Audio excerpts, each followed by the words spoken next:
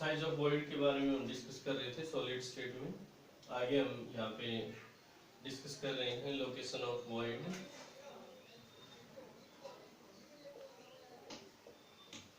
Location of voids जो octahedral void होते हैं, ऑक्टाहेड्रल वॉइड हम नोट करते हैं number of particles present during packing.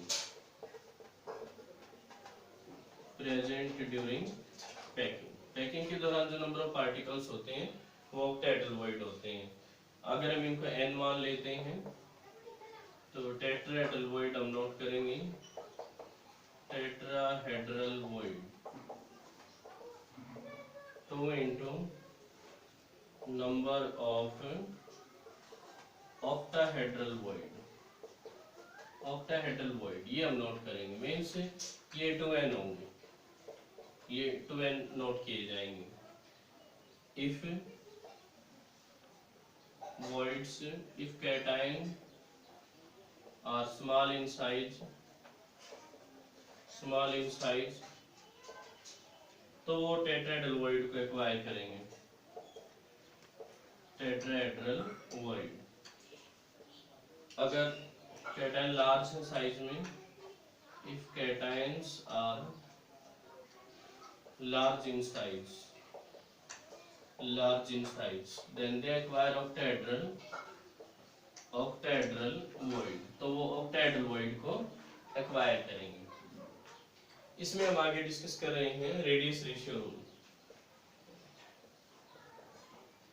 Radius ratio rule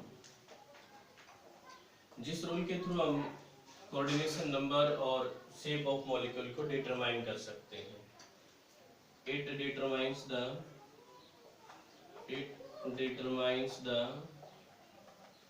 shape and coordination number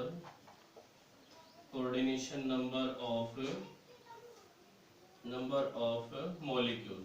कोई जो कंपाउंड है या मॉलिक्यूल है उसका कोऑर्डिनेशन नंबर और उसकी शेप क्या है वो रेडियस रेशियो रूल के थ्रू हम डिटरमाइन कर सकते हैं। किस तरीके से हम नोट करते हैं इसको? Radius ratio rule. Radius of cation to the radius of anion.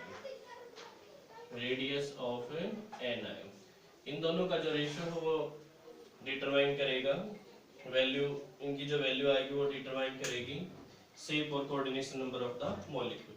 अगर वैल्यू 0.155 से 0.225 के बीच आती है तो हम नोट करेंगे कि इसमें कोऑर्डिनेशन नंबर 3 होगा और ट्रायंगुलर ज्योमेट्री होगी। अगर वैल्यू 0.225 से 0.414 के बीच है तो कोऑर्डिनेशन नंबर 4 होगा और टेट्राहेड्रल ज्योमेट्री होगी। अगर वैल्यू 0.414 से 0.732 के बीच है तो कोऑर्डिनेशन नंबर 6 होगा और ऑक्टाहेड्रल ज्योमेट्री होगी। अगर वैल्यू 0.732 से 1 के बीच है तो 8 और बॉडी सेंटर्ड हम नोट करेंगे। ये हम नोट करेंगे।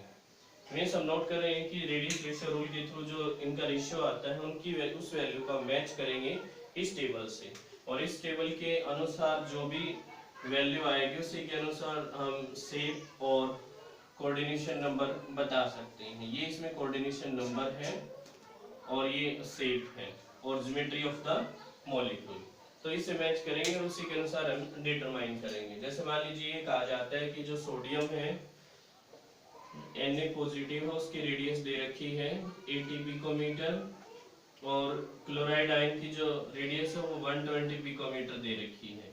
तो हम रेडियस रेशियो रूल के अनुसार इनकी वैल्यूज को पुट अप करेंगे। रेडियस ऑफ कैटायन क्या है 80 और ये क्या है 120। इनसे जो भी वैल्यू आएगी हम उस वैल्यू को इस टेबल से मैच करेंगे और इस टेबल से मैच करने के बाद जो ये जो वैल्यू है जिनके बीच लाई करेगी उसी के अनुसार कोऑर्डिनेशन नंबर और शेप ऑफ मॉलिक्यूल को हमें नोट कर सकते हैं। So this is radius ratio rule जो कि डिटरमाइन करता है coordination number and shape of a molecule.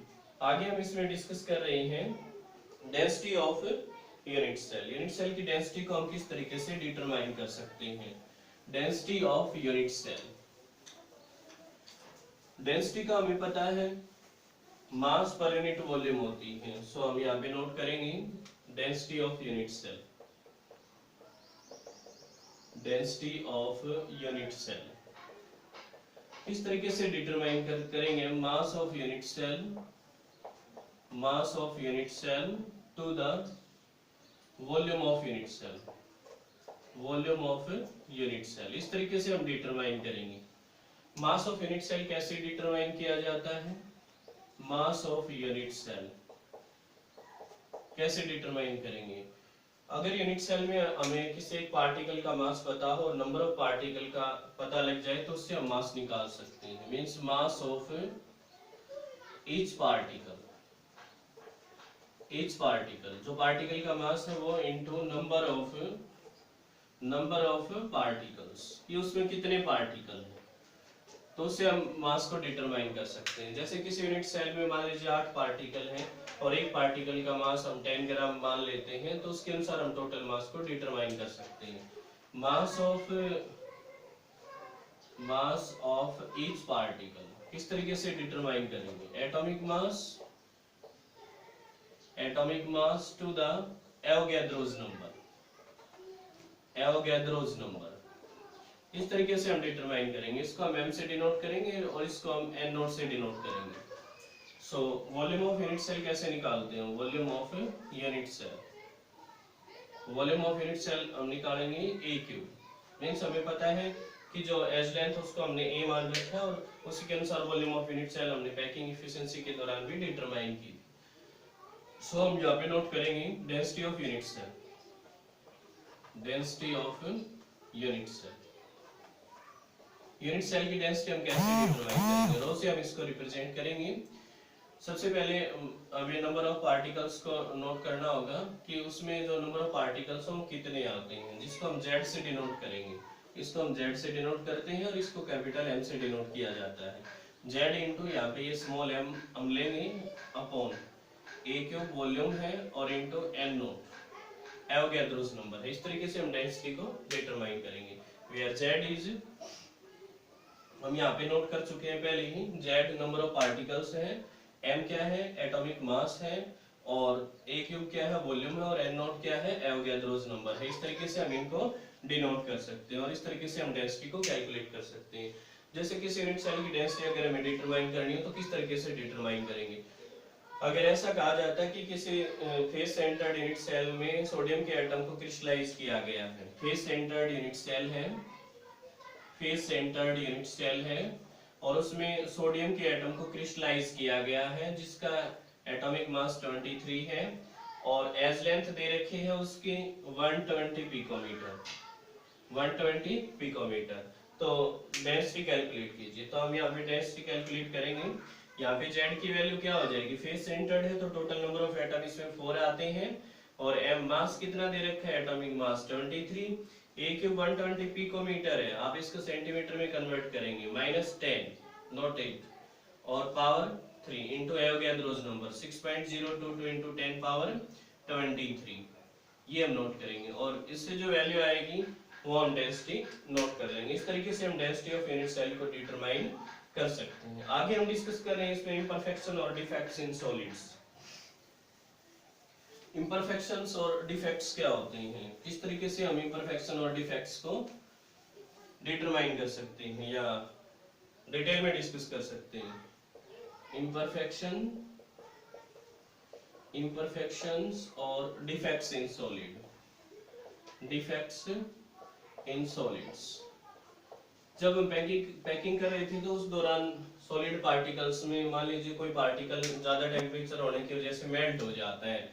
जैसे हम ये पार्टिकल नोट कर रहे हैं और इन पार्टिकल्स में ज्यादा टेम्परेचर होने की वजह से मान लीजिए ये पार्टिकल मेल्ट हो जाए तो यहाँ पे डिफेक्टराइज हो जाता है।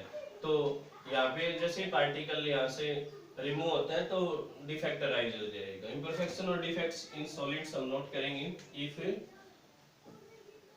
any departure और disturbance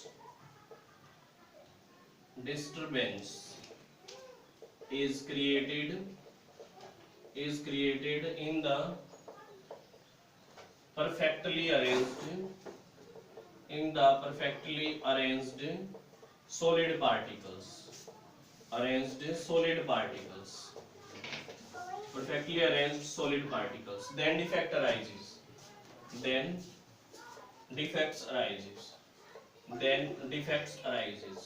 तो उस दौरान जो डिफेक्ट है वो अराइज होते हैं। ज्यादा टेम्परेचर की वजह से भी हम डिफेक्ट्स को नोट कर सकते हैं। If temperature increases continuously